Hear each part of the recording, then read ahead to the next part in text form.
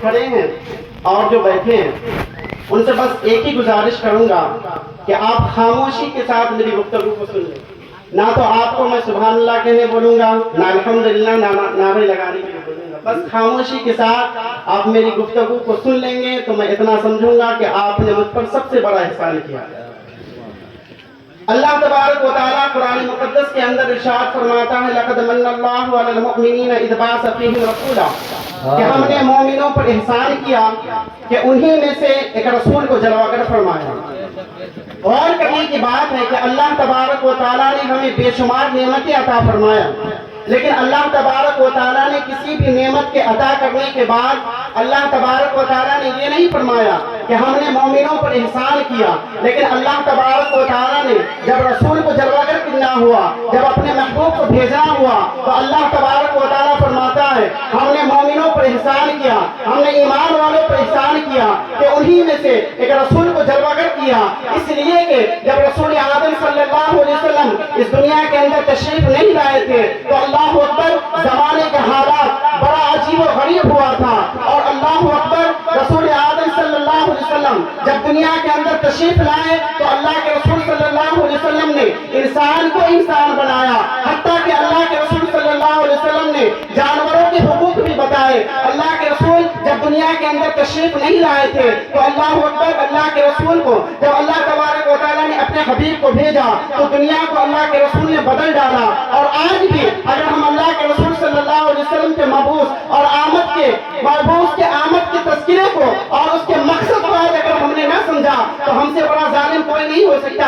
آئیے اب ذرا سنیں کہ آقا کریم صلی اللہ علیہ وسلم جب دنیا کے اندر تشریف نہیں آئے تھے تو زمانے کے حالات کیا تھے. اللہ اکبر، یہ زمانے تو تھا، انسان تو تھا، لیکن انسان دل کے حوالے سے انسان نہیں رہ گیا تھا. انسان کا جسم انسان کی طرح تھا، انسان کی آنکھیں انسان کی طرح تھی، انسان کا کان انسان کی طرح تھا، لیکن انسان وحشی درندہ بن چکا تھا. انسان جانوروں کی طرح اپنی زندگی کو گزارتا ہوا نظر آتا تھا. انسان جانوروں سے بدتر ہو گیا تھا. بلکہ دنیا نے یہ نعرہ لگایا تھا کہ کمزوروں کو جینے کا حق نہیں ہے. اور اللہ اکبر عزیزان گرامی، بلکہ مختصر سی پونجی کو لوٹنے کے لیے ایک انسان دوسرے انسان کا قتل کر دیتا. اور سب سے زیادہ اگر کسی پر ظلم ہو رہا تھا تو وہ عورتوں پر ظلم ہو رہا تھا. عزیزان گرامی، دراصل بات یہ تھی کہ حضرت عیسیٰ علیہ السلام کو جب اللہ تبارک و تعالیٰ نے آسمانوں پر اٹھایا تو حضرت عیسیٰ علیہ السلام کے آسمان پر اٹھائے جانے کے بعد 5.5 صدیوں تک اللہ تبارک و تعالیٰ نے کسی نبی کو نہیں بھیجا. کوئی نبی نہیں آئے، کوئی حاوی نہیں آئے، کوئی اصلاح کرنے والا نہیں آیا، کوئی سمجھانے والا نہیں آیا. تو انسان کو اللہ پر تباہ کرنے کے لیے شیطان کو بھرپور موقع ملا اور شیطان نے انسان کو اپنا آلائے کار بنایا اور ایسا کھیل کھیلا کہ اللہ اکبر انسان انسانیت کو بھول گیا، انسان انسانیت کو فراموش کر گیا. اللہ اکبر، اور ہر ایک پر تو ظلم ہو رہا تھا لیکن عورتوں پر سب سے زیادہ ظلم ہو رہا تھا. آپ کو پتا ہونا چاہیے کہ آج کے دور کے اندر کسی بھی مذہب کا انسان ہو لیکن جب ماں کی بات آتی ہے تو انسان کی نگاہ اللہ اکبر حیا سے اور ادب سے جھک جاتی ہے. لیکن وہ دور ایسا دور تھا کہ ایک نوجوان اپنی ماں کے ساتھ زنا کرتا تھا، اپنی ماں کے ساتھ بدکاری کرتا تھا. اور ماں کی کیفیت یہ تھی کہ ایک ماں اپنے گود میں بچے کو دودھ تو پلاتی تھی لیکن دودھ کے ساتھ شراب بھی پلایا کرتی تھی. اور عورتوں کا یہ حال تھا کہ اللہ اکبر کسی بڑی عورت اگر بیوہ ہو جاتی تو اسے زندہ عورت کو اللہ اکبر شوہر کی چتا پر جلا دیا جاتا تھا. اللہ اکبر، عنقریب رسم ستی اسی ہندوستان کے اندر عنقریب رسم ستی کو ختم کیا گیا. اور اللہ اکبر یونان کی سرزمین پر اگر کوئی عورت بیوہ ہو جاتی تو اس کے سر کو مونڈ دیا جاتا، اس کے بال کو نکال دیے جاتے اور اس کے بعد اس کو کالی کوٹھلی کے اندر ڈال دیا جاتا جہاں پر نہ ہواؤں کا گزر، نہ سورج کے شعاعوں کا گزر، نہ کوئی روشنی کا گزر ہوتا تھا. عورت اللہ اکبر بیوہ ہونے کے بعد اپنی جان سے تو ہاتھ دھو دی تھی لیکن اللہ اکبر اس کی زندگی اتنی بدتر ہو جاتی کہ اسی کالی کوٹھلی کے اندر وہ سسکیاں لیتی اور اللہ اکبر سسکیاں لیتے وہیں پر وہ دم توڑ دیا کرتی تھی. عرب کے بعض علاقوں کے اندر عورتوں کا تو حال یہ تھا کہ اللہ اکبر اگر عورت بیوہ ہو جاتی تو قبر کے اندر، زندہ قبر کے اندر عورت کو اس کے شوہر کے ساتھ دفن کر دیا جاتا تھا عزیزان گرامی۔ لیکن میرے آقا صلی اللہ علیہ وسلم جب دنیا کے اندر تشریف لائے تو اللہ پر کیسا انقلاب پیدا کیا، آئے ایک حدیث مبارکہ میں آپ کے سامنے پیش کروں تاکہ آپ کو پتہ چلے کہ میرے آقا نے کیسا انقلاب پیدا کیا، میرے رسول نے کیسا انقلاب پیدا کیا۔ اللہ اکبر۔ یوں تو میرے آقا صلی اللہ علیہ وسلم جب دنیا میں تشریف لائے تو آقا نے سب پر احسان کیا، لیکن سب سے زیادہ اگر کسی پہ احسان کیا ہے تو وہ عورت کی ذات ہے۔ اللہ اکبر۔ ایک مرتبہ رسول اعظم صلی اللہ علیہ وسلم اپنے اصحاب کے ساتھ، اپنے صحابہ کے ساتھ جلوگر ہیں، اور حضور صلی اللہ علیہ وسلم جب صحابہ کے ساتھ بیٹھے ہوئے ہیں تو اچانک سے گزرے ہوئے زمانے کا تذکرہ نکل جاتا ہے، ماضی کی باتیں شروع ہوتی ہیں۔ اسی طریقے سے جیسے ہم اپنی محفل کے اندر بیٹھتے ہیں تو کبھی کبھی ماضی کی باتیں کرنے لگتے ہیں، پرانی باتیں کرنے لگتے ہیں۔ اسی طریقے سے حضور صلی اللہ علیہ وسلم صحابہ کے درمیان بیٹھے ہیں، بتائیں تو صحیح کیسا عالم ہوگا کہ اللہ اوپر ستاروں کے چہرے، ستاروں کی طرح صحابہ کے چہرے چمکتے ہوئے گے، اور آقا صلی اللہ علیہ وسلم کا چہرہ چاند کی طرح چمکتا ہوا نظر آتا ہوگا، اور ستاروں کی جھرمٹ میں میرے آقا بیٹھے ہوئے ہیں، اور صحابہ کہتے ہیں کہ اچانک سے گزرے ہوئے زمانے کا تذکرہ نکل آیا تو کسی صحابی دوسرے صحابی سے کہتے ہیں کہ یار دیکھو نا کہ جب ہم رسول اعظم صلی اللہ علیہ وسلم کی پیدائش نہیں ہوئی تھی، حضور دنیا میں تشریف نہیں لائے تھے، تو ہم کس قدر اپنی زندگی کو گزارتے تھے، گناہوں کے دلدل میں پھنسے تھے، ہم کس طرح وحشی بنے ہوئے تھے۔ صحابی کہتے ہیں یا رسول اللہ صلی اللہ علیہ وسلم آقا اگر آپ اجازت دیں تو ہم گزرے ہوئے زمانے کا تذکرہ کرنا چاہتے ہیں کہ آپ کے آنے سے پہلے ہم کتنا بڑا گناہ کرتے تھے، ہم کتنے جرائم کرتے تھے۔ اللہ اکبر۔ گویا کہ وہاں پر جتنے صحابہ بیٹھے تھے سب اپنی اپنی داستان علم، سب اپنی اپنی گتہ سنا رہے تھے۔ اسی اللہ اکبر قافلے کے اندر، اسی محفل کے اندر ایک صحابی بیٹھے تھے جن کا نام تھا حضرت عاصم ابن قیس رضی اللہ تعالیٰ عنہ۔ حضرت عاصم ابن قیس کہتے ہیں یا رسول اللہ، اپنے اپنے اپنے حالات سنا لیے، یا رسول اللہ اگر آپ اجازت دیں تو میں بھی اپنے حالات علم کو بیان کرنا چاہتا ہوں۔ میرے آقا صلی اللہ علیہ وسلم نے آنکھوں سے اشارہ کیا تو حضرت عاصم ابن قیس اپنے داستان علم کو بیان کرتے ہیں۔ اب ذرا توجہ کے ساتھ حضرت عاصم ابن قیس کی گفتگو کو آپ ذرا سماعت کریں گے۔ اللہ اکبر۔ حضرت عاصم ابن قیس کہتے ہیں یا رسول اللہ جب آپ نہیں آئے تھے تو ہم کیا تھے کہ ہم بھول گئے تھے، ہم انسان ہیں، انسانیت کو فراموش کر گئے تھے۔ یا رسول اللہ میں ہی وہ باپ ہوں جس نے اپنے ہاتھوں سے 7 بچیوں کو دفن کیا ہے۔ یا رسول اللہ صلی اللہ علیہ وسلم آقا دراصل ایسا ہوا کہ میں نے اپنے 6 بیٹیوں کو دفن کر دیا تھا، اور 7ویں مرتبہ میری بیوی مراد سے تھی، میرے بیوی کے شکم میں بچہ تھا، لیکن یا رسول اللہ صلی اللہ علیہ وسلم آقا بچہ پیدا ہو اس سے پہلے مجھے اللہ اکبر تجارت کے غرض سے کہیں دوسرے ملک جانا ہوا۔ اب ظاہر سی بات ہے کہ اس دور کے اندر جو قافلہ ہوتا تھا اور تجارت کے لیے جو لوگ جایا کرتے تھے تو ٹرین کا سفر تو نہیں تھا، پلین کا سفر تو نہیں تھا کہ آج جو ہے صبح کسی ملک میں اور کل شام کو کسی ملک میں، وہ تو ایسا دور نہیں تھا، بلکہ پیدل سفر کیا کرتے تھے، بلکہ گھوڑوں اور کچھوں پر سفر کیا کرتے تھے۔ حضرت عاصم ابن قیس کہتے ہیں یا رسول اللہ بہت ضروری تجارت کے کام سے مجھے دوسرے ملک جانا پڑا، لیکن یا رسول اللہ جانے سے پہلے میں نے اپنی بیوی کو بلایا اور بلا کر کہا کہ تو جو ہے ماں بننے والی ہے اور 7ویں مرتبہ ماں بننے والی ہے، لیکن یاد رکھنا میں تو جا رہا ہوں، اگر بیٹا پیدا ہو تو اس کی پرورش کرنا، اسے پالنا، اور اگر بیٹی پیدا ہو تو جس طریقے سے ہم نے 6 بچیوں کو زندہ دفن کر دیا ہے اس کو بھی دفن کر دینا۔ یا رسول اللہ میں یہ نصیحت کر کے چلا گیا۔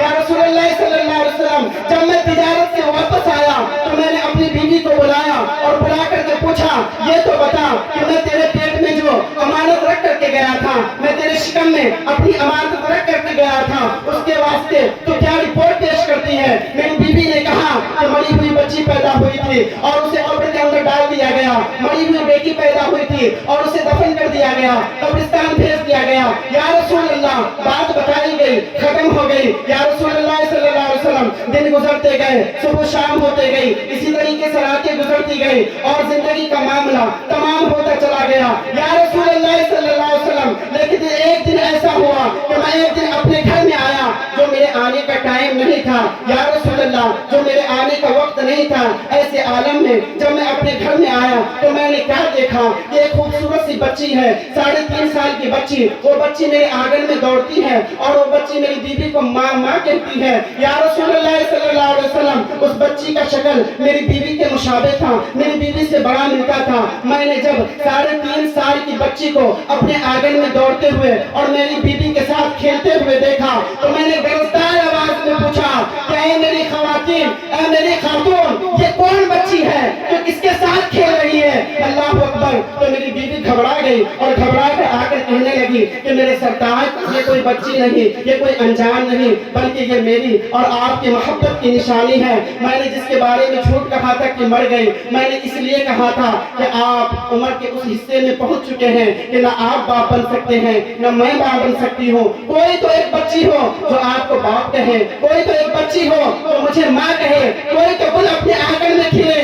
मैंने इसलिए आपसे झूठ कहा था, इसे तरपाइएगा नहीं, इसे मारिएगा नहीं, ये मेरी बच्ची है, इसे मारिएगा नहीं, इसे जिंदा दरगोर ना कीजिएगा, इसे जिंदा दफन ना कीजिएगा। या रसूलुल्लाह सल्लल्लाहु अलैहि वसल्लम, मेरी बीवी ने इतनी मिन्नत और समाजत के साथ मुझे समझाया कि मैं राजी हो गया कि मैं अपनी बच्ची को पालूंगा, मैं अपनी बच्ची को पोसूंगा, मैं अपनी बच्ची को बड़ा करूंगा, बड़ी करूंगा। अल्लाह अकबर। हजरत आसिम इब्न कैस कहते हैं, या रसूलुल्लाह सल्लल्लाहु अलैहि वसल्लम, लेकिन बेटी को पालना तो मक्के के कल्चर के खिलाफ था, मक्के के रिवाज के खिलाफ था।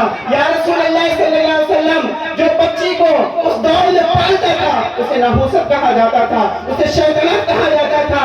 या रसूलुल्लाह सल्लल्लाहु अलैहि वसल्लम, जो बच्ची को पालता था मक्के के अंदर उसे ताने दिए जाते थे। अल्लाह अकबर। इसलिए कि हम बच्ची को, बेटी को पालना नहूसत कहते थे, बेटी को पालना शैतानत का नाम देते थे। या रसूलुल्लाह सल्लल्लाहु अलैहि वसल्लम, लोग मुझे भी ताना देने लगे कि आसिम, तू तो नहूसत को पाल रहा है, तू तो शैतानत को पाल रहा है, तू तो बेबरकती को पाल रहा है। या रसूलुल्लाह, मैं कब तक समाज के ताने सुनता रहता? या रसूलुल्लाह सल्लल्लाहु अलैहि वसल्लम, आखिरकार एक दिन मैं तंग आ गया और मैंने ये इरादा किया कि आज मैं अपनी बच्ची को जिंदा दफन करूंगा, आज मैं अपनी बच्ची को जिंदा कब्र के अंदर डाल दूंगा। या रसूलुल्लाह सल्लल्लाहु अलैहि वसल्लम, आका, मैंने शाम से प्लान करना शुरू कर दिया कि आज मैं शैतानत को आज मैं अपने घर से निकाल दूंगा, आज मैं बेबरकती को अपने घर से निकाल दूंगा, आज मैं नहूसत को अपने घर से निकाल दूंगा। या रसूलुल्लाह सल्लल्लाहु अलैहि वसल्लम, आका, जब शाम हुई तो मैंने अपनी बीवी से कहा कि रोजाना ये बच्ची तेरे गोद के मजे लेती है, आज मैं इसे अपने गोद के अंदर सुलाऊंगा, क्या मैं इसका बाप नहीं हूँ? क्या मैं इस बात का हकदार नहीं हूँ? अल्लाह अकबर। जब मैंने इतना कहा तो मेरी बीवी बारज़ा और बाखुशी राजी हो गई और वो खुश थी कि शायद बाप की तबीयत भी बेटी की तरफ माइल हो रही है। लेकिन वो बाप अपनी बेटी को बगल में सुलाया और रात भर सुलाकर अल्लाह अकबर वो आंखें बंद कर इंतजार करता रहा कि कब रात जो है लंबी होगी, कब रात अंधेरी होगी, कब रात तारीख होगी कि मैं अपना काम मुकम्मल कर सकूं। आखिरकार वो रात आ गई कि अल्लाह अकबर। जब एक बाप की आंख खुलती है और अल्लाह अकबर, वो रात आई कि रात का आखिरी पहर था, रात की तारीख थी, रात का अंधेरा था। मक्के वाले ख्वाबे खरगोश में सो रहे थे, मक्के वाले चैन की नींद सो रहे थे, मक्के वाले खर्राटे रहे थे और रात के आखिरी पहर में खाने काबा के तवाफ के लिए अल्लाह अकबर फरिश्ते नाजिल हो रहे थे। ऐसे में मक्के के एक गली से एक दरवाजा खुलता है और उस दरवाजे से एक बाप अपनी बच्ची को अपने कंधे पर उठाता है और दौड़ने लगता है। मैं आपसे पूछना चाहता हूँ मेरे नौजवानों और मेरी बहनों, मैं आपसे पूछना चाहता हूँ कि आज का बाप भी अपनी बच्ची को लेकर रात के अंधेरे में, रात के सन्नाटे में भागता है और कल का बाप भी अपनी बच्ची को लेकर के भाग रहा था। अल्लाह अकबर। लेकिन आज के बाप में और कल के बाप में फर्क क्या है कि आज का बाप जब बच्ची बीमार होती है तो अल्लाह अकबर उसकी जान को बचाने के लिए वो डॉक्टर के पास जाता है अपनी बच्ची को बचाने के लिए। लेकिन कल का बाप अपनी बच्ची को जिंदा दफन करने के लिए वहां से निकल रहा था। ये फर्क किसने पैदा किया? मेरे आका ने इनकलाब पैदा किया, मेरे रसूल ने इनकलाब पैदा किया। अल्लाह अकबर। मक्के की सरजमीन से वो दरवाजा खुलता है और एक बाप अपनी बेटी को लेकर के भागने लगता है। रात के अंधेरे में जैसे ही भाग रहा था कि अचानक اس کے پیر ایک پتھر سے جا کر کے ٹکراتا ہے اور وہ باپ اپنی بچی کو لے کر کے زمین پر گرتا ہے. ننھی سے بچی کی آنکھیں کھل گئی, آنکھیں بیدار ہو گئی. جب آنکھیں کھلی تو اس نے دیکھا کہ چاروں طرف اندھیرا ہے. وہ باپ سے پوچھنے لگی, ابا مجھے کہاں لے جا رہے ہیں, ابا مجھے کہاں لے جا رہے ہیں, مجھے ڈر لگ رہا ہے, میرا ننھا سا دل دہل رہا ہے, ابا جان مجھے نہ لے جائیں, میں آپ کے ساتھ نہیں جانا چاہتی. حضرت عاصم بن قیس کہتے ہیں, یا رسول اللہ, جب بچی نے جانے سے انکار کیا تو میں نے اس سے کہا تجھے چلنا ہوگا.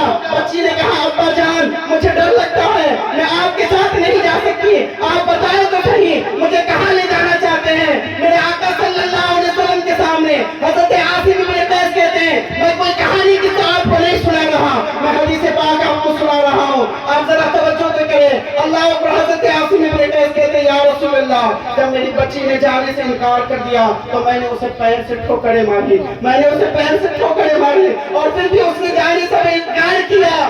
تو مجھے ڈر تھا کہ اگر دیر کرے گی تو میری بیوی اٹھ بیٹھے گی اور اٹھنے کے بعد وہ آ کر کے اس بچی کو بچا لے گی. یا رسول اللہ صلی اللہ علیہ وسلم, اس ڈر سے جب بچی نے جانے سے انکار کیا تو میں نے اس کے بال پکڑے, میں نے اس کے بال پکڑے اور بال پکڑ کے میں نے گھسیٹنا شروع کیا. یا رسول اللہ, آج کے مکے کے راستے کی بات نہیں کرتا, میں اس دور کے راستے کی بات کرتا ہوں جب پتھر ہوا کرتے تھے, جب کنکر ہوا کرتے تھے, اس دور کی بات کرتا ہوں جہاں پر ریت کے اندر جو ہے چبھتے ہوئے ذرات ہوا کرتے تھے. اس ذرات کے اندر ایک باپ اپنی بچی کے بال کو پکڑ کر کے گھسیٹ رہا ہے. اللہ اکبر, اللہ اللہ. وہ بچی بار بار کہتی ہے, ابا جان مجھ سے کیا غلطی ہو گئی, مجھے معاف کر دے, میں دوبارہ یہ غلطی نہ کروں گی, مجھ سے کیا جرم ہو گیا, مجھے معاف کر دے. عاصم بن قیس کہتے ہیں, یا رسول اللہ صلی اللہ علیہ وسلم, وہ بچی بار بار مجھے کہتی, ابا مجھے معاف کر دے, لیکن یا رسول اللہ میرا دل اتنا سخت ہو چکا تھا کہ میرے بچی کے جملے میرے اوپر اثر نہیں کر رہے تھے, اور وہ بار بار کہتی تھی کہ مجھ سے کیا جرم ہو گیا, مجھے معاف کر دے. میں کہتا ہوں اس بچی سے کوئی جرم نہ ہوا تھا, اگر کوئی جرم ہوا تھا تو ایک جرم ہوا تھا کہ وہ بچی میرے نبی سے پہلے آ گئی تھی, میرے نبی سے پہلے آ گئی تھی. اگر وہ بچی میرے نبی کے بعد آتی تو اسے بال پکڑ کے گھسیٹا نہیں جاتا, بلکہ اس کا ماتھا چوم کر سنت رسول ادا کیا جاتا, اسے سنت رسول کہا جاتا. لیکن اللہ اکبر, ایک باپ اپنی بچی کو لے کر کے بال پکڑ کر کے گھسیٹتا ہے. حضرت عاصم بن قیس کہتے ہیں, یا رسول اللہ, میں اپنی بچی کو گھسیٹتا رہا, گھسیٹتے گھسیٹتے حتیٰ کہ میں اس مقام پر پہنچا جہاں پر بچیوں کو زندہ دفن کیا جاتا تھا.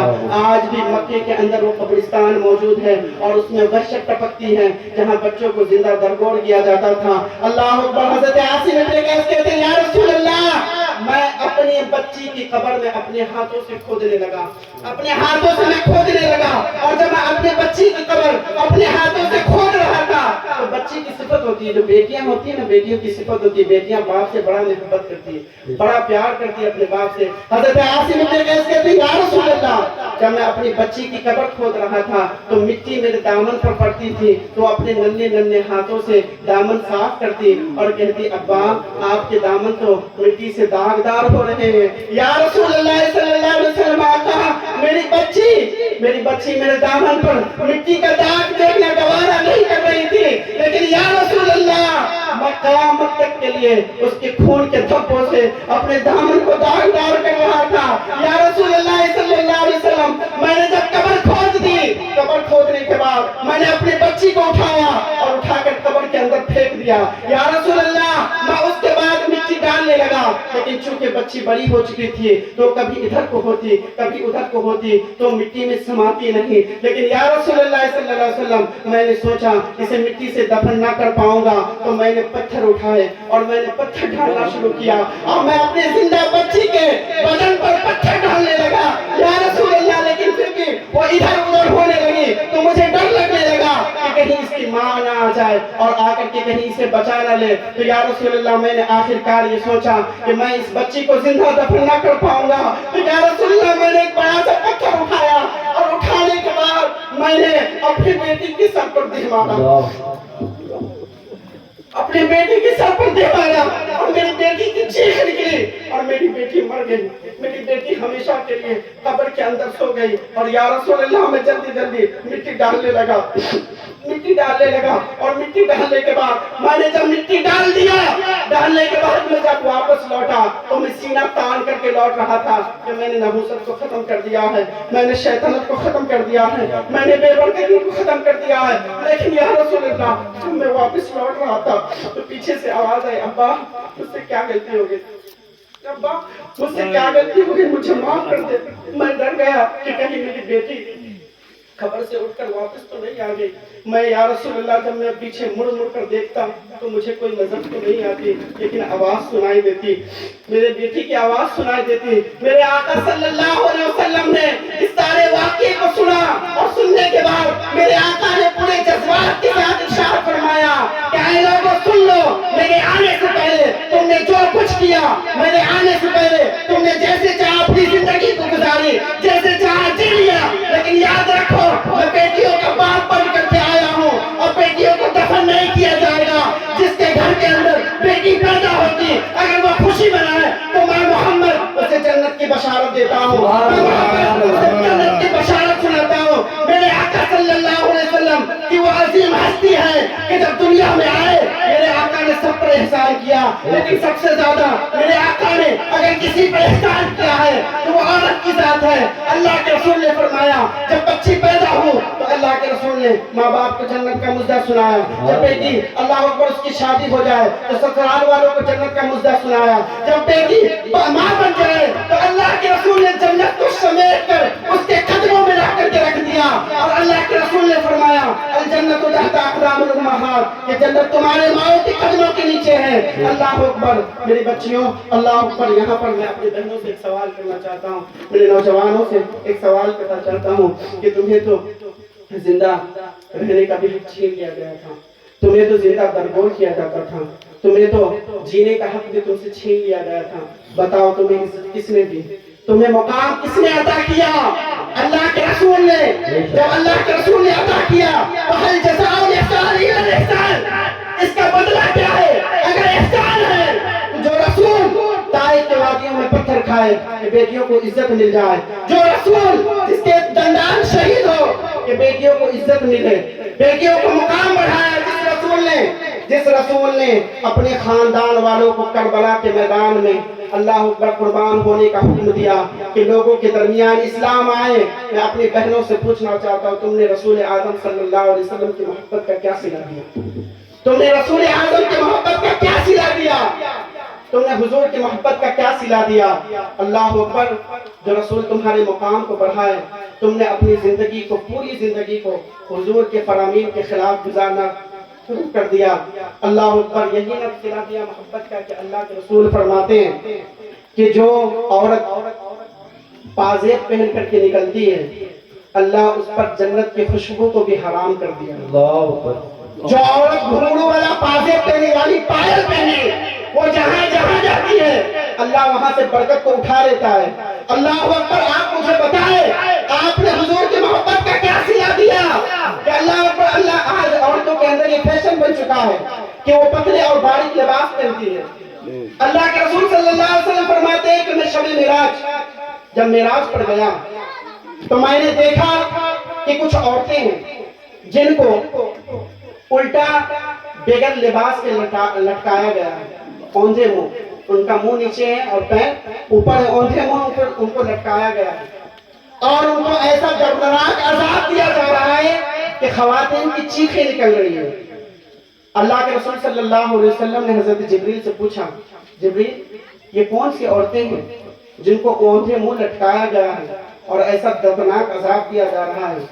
تو حضرت جبریل نے عرض کیا یا رسول اللہ آپ کی امت کی وہ عورتیں ہیں جو کپڑے پہن کر بھی ننگی رہتی تھیں، جو کپڑے پہن کر۔ صحابہ نے عرض کیا یا رسول اللہ صلی اللہ علیہ وسلم میرے ماں باپ آپ پر قربان، یا رسول اللہ کیا کوئی کپڑا پہن کر بھی ننگے رہ سکتا ہے؟ اللہ کے رسول نے فرمایا ہاں، ننگے رہنے سے مراد یہ کہ وہ اتنا پتلا اور باریک لباس پہنی تھی کہ لباس پہننے کے بعد بھی اس کا جسم نظر آتا تھا، جسم جھلکتا تھا۔ اللہ پر اللہ کے رسول صلی اللہ علیہ وسلم نے فرمایا کہ جب میں معراج پر گیا تو میں نے جب جنت کو دیکھا تو جنت کے اندر سب سے کم تعداد عورتوں کی تھی اور جہنم کے اندر سب سے زیادہ تعداد عورتوں کی تھی. میں نے جبریل سے پوچھا جبریل عورتوں کی تعداد جنت میں کم ہے اور جہنم میں سب سے زیادہ ہے، ایسا کیوں؟ تو جبریل نے عرض کیا یا رسول اللہ صلی اللہ علیہ وسلم یہ عورتیں اکثر اپنے شوہر کی نافرمان ہوتی ہیں اور دوسرے سے تانا زنی کرتی ہیں، دوسرے کو تانا دیتے ہیں.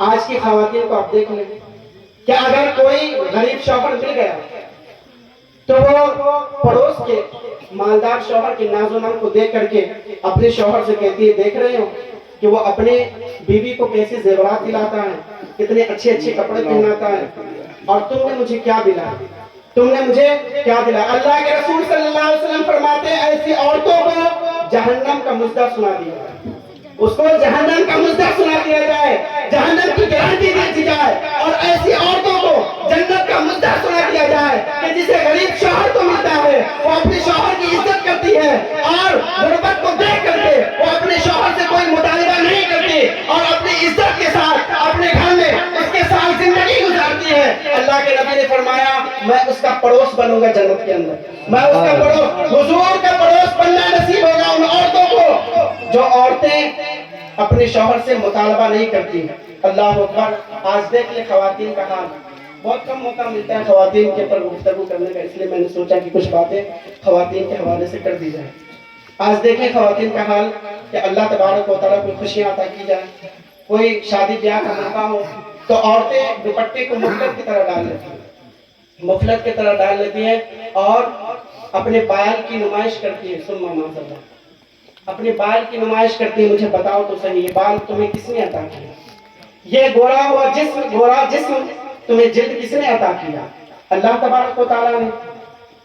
اللہ تبارک، سوچے تو صحیح کہ اللہ تبارک و تعالیٰ آپ کو اگر خوبصورت بال نہ عطا کرتا، اگر خوبصورت جلد نہ عطا کرتا تو کوئی آپ کو اہمیت نہ دیتا، لوگ آپ کو تانے دیتے، رشتے آتے اور چلے جاتے، آپ کو اچھا شوہر نہ ملتا. تو جو اللہ تبارک و تعالیٰ نے آپ کو خوبصورت جلد عطا کیا، خوبصورت بال عطا کیا، آپ اسی کی نافرمانی کر رہے ہیں، آپ اسی کے خلاف اپنی زندگی کو گزار رہے ہیں. اب سوچے تو صحیح کہ اللہ تبارک و تعالیٰ نے اگر خوبصورت چہرے پر اگر پھنسی دے دی تو آپ کا حسن کہاں جائے گا؟ کیا سوچتی ہیں آپ کہ اللہ تبارک و تعالیٰ نعمت دینا جانتا ہے تو لینا نہیں جانتا؟ جو اللہ تبارک و تعالیٰ نعمت دینے پر قدرت رکھتا ہے تو وہ نعمت چھیننے پر بھی قدرت رکھتا ہے. اس لیے اپنی خوبصورتی کی نمائش نہ کرے، اپنی خوبصورتی کو نہ دکھائے، پردے کی پابند بنے، پردے کی پابند بنے اور اپنے اللہ اکبر اپنے جسم کو چھپائے، اپنے بالوں کو چھپائے. آج باضابطہ طور پر شادی کے اندر اور ولیمے کے اندر جو خواتین برقع پہنتی ہیں تو خاص کر کے اس دن نہیں پہنتی. کیوں؟ کہ میرا ڈریس لوگ دیکھیں، میرا کپڑا لوگ دیکھیں، میرے بالوں کو دیکھیں، میرا میک اپ لوگ دیکھیں. یہ جو آپ میک اپ دکھا رہی ہیں، یہ جو بے پردگی کی لعنت آپ دکھا رہی ہے، یہ قبر کے اندر یہ سانپ کا غذا بنے گا، یہ بچھوؤں کا غذا بنے گا، وہ پیٹ اس سے بھرے گا اگر آپ نے اللہ کی نافرمانی کر کے اپنی زندگی کو گزارے. اور نوجوانوں کا وہی حال ہے آج بھی. نوجوان جب کسی کو جاتے دیکھو تو ٹکٹی کی باندھ کر اسے دیکھتے رہو اور آوارہ گردی کے اندر اپنی زندگی کو گزارو. اللہ اکبر. میں کوئی فحش کی باتیں کرنے کے لیے یہاں پر نہیں بیٹھا، لیکن اگر حق بیان نہ کی جائے تو اگر میں آپ کی خوشی کے بیان کر کے چلا جاؤں تو آپ کو فائدہ کیا ہوگا؟ اگر ہر کوئی یہی چاہے کہ میں بندے کو خوش کر کے چلا جاؤں تو فائدہ کیا ہے بیان کا؟ دیکھیں اللہ تبارک، اللہ کے رسول صلی اللہ علیہ وسلم فرماتے ہیں کہ جو جوان یہ سوچ کر کے، آج جوانوں کا وہ حال ہے، میں آپ کو بیان کروں کہ وہ یہ سوچ کر کے بن سنور کر کے نکلتے ہیں کہ کوئی لڑکی مجھے دیکھے اور میرے فتنے کے اندر مبتلا ہو جائے، میرے خوبصورتی کے اندر پڑ جائے. اور معاذ اللہ بچیوں کا بھی یہی حال ہے آج کل کہ وہ اس لیے بن سنور کر نکلتی ہیں کہ کوئی مرد میرے فتنے کے اندر مبتلا ہو جائے. ایسے لوگوں سن لو، اللہ کے رسول صلی اللہ علیہ وسلم فرماتے ہیں کہ معراج کی رات جب میں گیا تو میں نے کیا دیکھا کہ کچھ جوان ہیں اور کچھ جوان لڑکیاں ہیں، ان کی جلد کو آگ کی کینچی سے کاٹی جاتی ہے، آگ کی کینچی سے کاٹی جائے. اب ذرا توجہ کریں کہ اگر ایک انسان کا جب آپریشن کیا جاتا ہے، چھوٹا سا معمولی سا آپریشن کیا جاتا ہے تو اس بندے کو پہلے بے ہوش کیا جاتا ہے. بے ہوش کرنے کے بعد اس کے بعد بہت ہی باریک اوزار سے اسے بہت ہی پیار اور محبت کے ساتھ اس کو کاٹا جاتا ہے، اس کے بعد سل دیا جاتا ہے، لیکن سلنے کے بعد جب اسے ہوش آتا ہے تو اس کے طرف کا عالم کیا ہوتا ہے کہ جیسے مچھلی بغیر پانی کی تڑپتی، انسان زخم کے درد کی وجہ سے تڑپتا ہے۔ تو آپ بتائیں کہ جب بے ہوش کرنے کے بعد ڈاکٹر بڑی محبت کے ساتھ جلد کو کاٹتا ہے اور کاٹنے کے بعد اسے سل دیتا ہے، جب پھر اسے تکلیف ہوتی ہے تو بندہ چیختا پکارتا ہوا نظر آتا ہے۔ تو اللہ اکبر کہ جب اللہ کے فرشتے جب آگ کی کینچی سے کسی کے جلد کو، کسی کے جسم کو، چمڑی کو اگر کاٹ رہے ہوں گے تو طرف کا عالم کیا ہوگا، درد کا عالم کیا ہوگا، چیخوں کا عالم کیا ہوگا۔ اللہ کے رسول صلی اللہ علیہ وسلم نے جب فرشتے کو جلد کاٹتے ہوئے آگ کی کینچی سے دیکھا تو جبریل امین سے کہا کہ جبریل یہ کون لوگ ہیں کہ جن کے جلد کو آگ کی کینچی سے کاٹی جا رہی ہے؟ تو اللہ کے رسول صلی اللہ علیہ وسلم سے حضرت جبریل نے عرض کیا، یا رسول اللہ صلی اللہ علیہ وسلم، آپ کے امت کے وہ نوجوان ہیں جو اس لیے بن سور کر نکلتے تھے کہ کوئی عورت ان کے فتنے کے اندر مبتلا ہو جائے، اور یہ کچھ عورتیں وہ ہیں جو اس لیے میک اپ کر کے نکلتی تھی کہ کوئی جوان یا کوئی مرد اس کے فتنے کے اندر مبتلا ہو جائے، اس لیے بن سور کر نہ نکلنا کہ کوئی مرد آپ کے فتنے کے اندر مبتلا ہو یا کوئی عورت آپ کے فتنے کے اندر مبتلا ہو، اور کسی گھر کی خواتین کو بھی نکلنے نہ دینا، پردے کے پابند بنے۔ اللہ اکبر۔ اللہ کے رسول نے فرمایا کہ جو مرد اپنی عورت کو پردہ کرنے پر مجبور نہ کرے، جو شوہر اپنی بیوی کو پردہ کرنے پر مجبور نہ کرے، جو بھائی اپنی بہن کو پردہ کرنے پر مجبور نہ کرے، جو باپ اپنی بیٹی کو پردہ کرنے پر مجبور نہ کرے، وہ دیوس ہے، دیوس۔ اللہ نہ اس کی نماز قبول کرتا ہے نہ اس کی دعائیں قبول کرتا ہے۔ آج لوگ شکایت کرتے پھرتے ہیں کہ میں دعائیں کرتا ہوں، میری دعا قبول نہیں ہوتی، کہیں تیری بہن بے پردہ تو نہیں جا رہی، کہیں تیری بیٹی یا تیری بیوی بازار کی زینت تو نہیں بن رہی۔ اللہ اکبر۔ اللہ کے رسول صلی اللہ علیہ وسلم سے سیکھے کہ پردے کی پابند کیسے بنا۔ اللہ کے رسول صلی اللہ علیہ وسلم نے فرمایا کہ میں کعبے سے بھی زیادہ اگر کسی کو عزت کی نظر سے دیکھتا ہوں تو وہ مسلمان کی بیٹی کو دیکھتا ہوں۔ مسلمان، آپ نے حضور صلی اللہ علیہ وسلم کی تعلیمات کو بھلا دیا، حضور نے تو آپ کو کعبے سے بھی افضل قرار دیا، آپ کی عزت کو کعبے سے افضل، آپ کی عزت کو اللہ کے رسول صلی اللہ علیہ وسلم نے بنایا، لیکن آپ نے حضور صلی اللہ علیہ وسلم کے فرامین کو بھلا دیا۔ آپ دیکھیں تو صحیح، حضور صلی اللہ علیہ وسلم کی بیٹی فاطمہ، اللہ اکبر، پردے کا کیا عالم تھا، کیسا پردہ کرتی تھی وہ۔ حضرت اعلیٰ حضرت فرماتے ہیں کہ سیدہ فاطمہ کے دوپٹے کو بھی کبھی چاند و سورج نے نہیں دیکھا، جس کا آنچل نہ دیکھا ماہ و مہر نے، جس کا آنچل نہ دیکھا ماہ و مہر نے، اس ردائے نزاہت کے لاکھوں سلام۔ یہ سیدہ فاطمہ کا دوپٹہ تھا کہ اللہ اکبر، وہ چاند و سورج سے اپنے دوپٹے بس بیان کرتے۔ تو پردے کے پابند بنے۔ میں آپ خواتین سے گزارش کروں گا کہ پردے کے پابند بنے۔ آپ کو خوشی کا موقع ہے، غم کا موقع ہے، آپ کے جسم سے، آپ کے چہرے سے پردہ نہیں ہٹنا چاہیے، اور کسی غیر محرم سے آپ بات نہ کریں۔ غیر محرم سے گفتگو کرنا آپ کے لیے حرام ہے۔ اپنے لیے آپ جو ہے اپنے پردے کا خود پابند بنے، آپ جو ہے خود اپنی عزت کی حفاظت کریں۔ جب آپ خود پردے کے اندر رہیں گے نا، اور کوئی سختی کے ساتھ اگر کوئی بات بھی کرنے آئے تو اسے سخت لہجے میں اگر آپ جواب دیں گے تو دوبارہ وہ ہمت نہیں کرے گا آپ سے بات کرنے کی، دوبارہ وہ آپ کی طرف پلٹ کر کے نہیں آئے گا۔ بس یہی گزارش ہے کہ آپ جو ہے جو بات کہی گئی اس پر عمل کرنے کی کوشش کریں۔ اللہ پاک سے دعا کرتے ہیں اللہ تبارک و تعالیٰ میرے کہنے میں، آپ کے سننے میں اگر کوئی غلطی ہے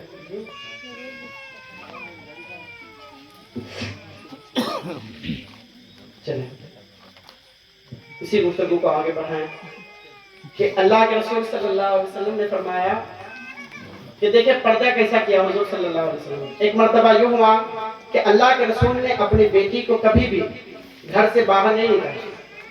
حضرت فاطمہ کی جو گلی تھی نا، حضرت فاطمہ دوسری گلی کبھی نہیں گئی، پوری زندگی دوسری گلی میں نہیں جاتی تھی۔ اللہ اکبر۔ جب اللہ تبارک و تعالیٰ کی طرف سے حکم آیا کہ اے محبوب آپ عیسائیوں سے مباہلہ کریں، جب مباہلہ کرنے کا حکم آیا تو حکم آیا کہ آپ اپنے گھر کی عورتوں کو، اپنے گھر کے بیٹوں کو، اپنے گھر کے بھائی کو آپ لے کر کے نکلے۔ مباہلہ کسے کہتے پتہ ہے آپ کو؟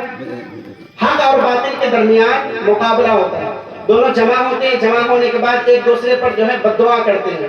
تو جو باطل ہوتا ہے وہ وہاں پر ختم ہو جاتا ہے، باطل کی طرف جو ہے عذاب آتا ہے، باطل نشت و نابود ہو جاتا ہے اور حق کی پہچان وہاں پر ہوتی ہے۔ اللہ تبارک سورہ آل عمران کے اندر یہ آیت موجود ہے۔ اللہ کے رسول صلی اللہ علیہ وسلم سے ایک کو کم کر دیتے، کون زیادہ کیا کم کرتے۔ اللہ کے رسول صلی اللہ علیہ وسلم نے فرمایا کہ اپنے گھر کو عورتوں کو لے کر تو حضرت فاطمہ کو حضور نے لیا اور حضرت علی کو لیا اور اپنے بیٹوں کی حیثیت سے حضرت امام حسین امام حسن کو لیا، اور حضور نے اپنی بیٹی کو کبھی اپنی گلی سے نہیں نکالا، لیکن اب اللہ کے حکم سے جب نکال رہے ہیں تو اللہ کے رسول کی شان سے نکال رہے ہیں۔ وہ دیکھیں اللہ کے رسول صلی اللہ علیہ وسلم فرماتے ہیں کہ میری بیٹی فاطمہ تم اپنی مرضی سے اپنے قدم کو نہ رکھنا، بلکہ میں جہاں پر قدم رکھوں اس قدم پر اپنا قدم رکھنا۔ اور علی سے فرمایا کہ علی جہاں پر فاطمہ قدم رکھے اس کے قدم پر تم قدم رکھنا، اس کے بعد آگے بڑھنا۔ اللہ اکبر، اللہ کے رسول کی شان سے نکلے کہ اللہ کے رسول آگے ہیں، اور حضور نے امام حسین کو اپنی گود میں لیا، امام حسن کو اپنی انگلی پکڑائی اور پکڑانے کے بعد آگے بڑھے۔ حضور نے فرمایا یہ بھی تو ہو سکتا تھا کہ حضرت فاطمہ کو آگے آگے چلنے کے لیے کہا جاتا یا حضور آگے چلتے اور فاطمہ کو پیچھے رکھا جاتا، لیکن نہیں۔ اللہ اکبر، اللہ اکبر، کیا شان ہے میرے آقا کی کہ آقا جانتے تھے کہ میری فاطمہ وہ ہے کہ جس کے دوپٹے کو کبھی چاند و سورج نے نہیں دیکھا، جس کے بال کو اس کے بیٹوں نے نہیں دیکھا۔ اللہ کے رسول یہ جانتے تھے، تو اللہ کے رسول یہ کیسے گوارا کرتے کہ کسی اجنبی زمین پر حضرت فاطمہ کے پیر پڑ جائے؟ تو اس لیے اللہ کے رسول نے اپنا قدم پہلے رکھا تاکہ اجنبی زمین اور حضور اس پر پردہ پڑ جائے حضور کے قدم سے۔ اور اللہ اکبر، اس کے بعد حضور نے فرمایا کہ میرے نقش پر اپنا پیر رکھنا، اپنا قدم رکھنا۔ اور اس کے بعد علی سے کہا کہ علی کہیں ایسا نہ ہو کہ کوئی غیر مرد اللہ اکبر فاطمہ کے قدم کے نشان کو دیکھ لے، اس لیے اس کے نشان کو بھی مٹا دینا۔ اللہ اکبر، اس شان سے میرے آقا نکلے کہ اللہ اکبر، آقا صلی اللہ علیہ وسلم آگے آگے جا رہے ہیں، بیچ میں فاطمہ جا رہی ہے اور پیچھے سے حضرت علی حضرت فاطمہ کے قدم کو مٹاتے ہوئے جا رہے ہیں۔ یہ طریقہ ہم کب اپنائیں گے؟ یہ باتیں تو ہم صرف سنتے ہیں اور سن کر کے رہ جاتے ہیں، اس پر عمل کب ہوگا؟ اس پر عمل کرنے کی باری اب آ گئی۔ اب ہم انقلاب پیدا کریں، اب جو ہے کہانی قصے کو ہم ختم کریں، اور جو ہے جو دین کی باتیں ہیں جو ہمارے لیے ضروری ہے اس بات کو ہم سنیں، اس پر عمل کرنے کی کوشش کریں۔ اللہ پاک سے دعا ہے میرے کہنے میں آپ کے سننے میں اگر کوئی غلطی ہو گئی تو اللہ تبارک و تعالیٰ اپنے فضل و کرم سے اسے معاف عطا فرمائے۔ پڑھ استغفر اللہ من کل ذنب وخطیئۃ واتوب الیہ، لا الہ الا اللہ محمد رسول اللہ وما بین